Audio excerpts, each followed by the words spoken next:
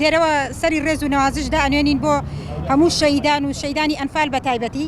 دیارە ئێمە وەکو چەند ڕێکخراوێک و ڕێکخراوی چیرۆکەکانی ئەنفال لە شاری سلێمانی ئەمڕۆ بە باشمانزانی کە ئەمڕۆ ساتە وەختێکی کەمیش بێت و بە ئامادەبوانێکی کەمیش بێت لە حزوری شەیدانی ئەنفالا ساتێک بۆستین بە هاوکاری میدیاکارانی کەناڵەکانی سلێمانی. سوپاسدانەکەین بەخێر بێن.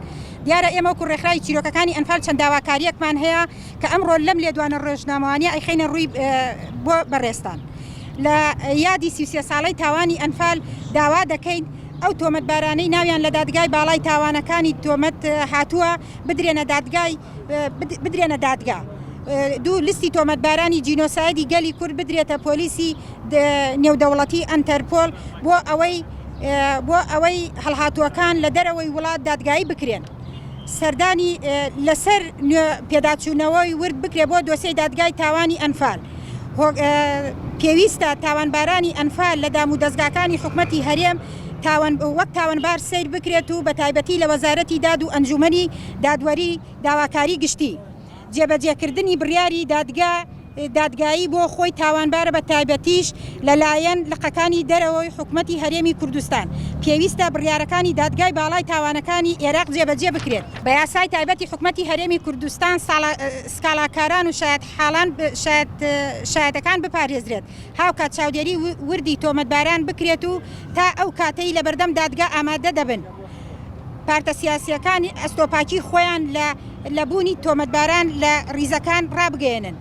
داکۆچیکردن لە هەرێم لە هەر یەکێک لەوانەی ناویان وەک تۆمەتبار هاتووە لە دادگای باڵای تاوانەکان هاتووە و وێڕای ئازاری کەسوکاری قوربانیان بۆ خۆشی تاوانە هاوکات نکۆڵیکردن لە تاوانی جینۆساید. پێویستە بە یاسا ئەو کەسانە لە هەر پۆستێکدا بن سزا بدرێن.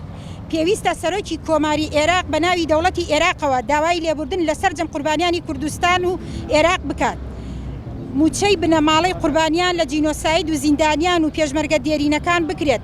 ستانداردێک بۆ موچەی باڵای هەرێمی کوردستان بۆ ئەوەی ڕێز لە قوربانیان و تێکۆشەران بگیرێت. هەموو لستەکانی موچەی شەیدان و جینۆساید و برینداری چەکی کیمیایی زیندانیانی سیاسی پێشمەرگە دێرینەکان بڵاو بکرێتەوە. لە بوونی گەندەڵی لە ناو تۆمەتباران پاک بکرێتەوە. ئەو پارتانەی کوردستان بەشێکە لە شەڕی عێراق.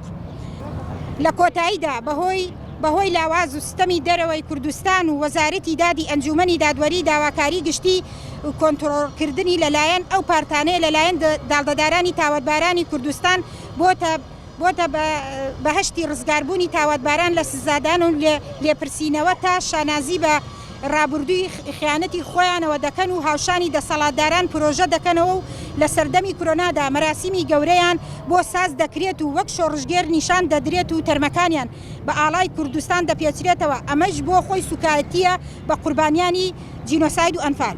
ڕێکخراوەکانی بواری ئەنفال، ڕێکخراوی چیرۆکەکانی ئەنفال، ڕێکخراوی کوردستان بێ جینۆساید، تۆڕی هاوپەیمانی ڕێکخراوی کوردستانەکان بۆ دادگای تاوانی نێودەوڵەتی، تۆڕی ئایکان، ڕێکخراوی قەدەغەکردنی چەکی کیمیایی. دەستان خۆش بێ.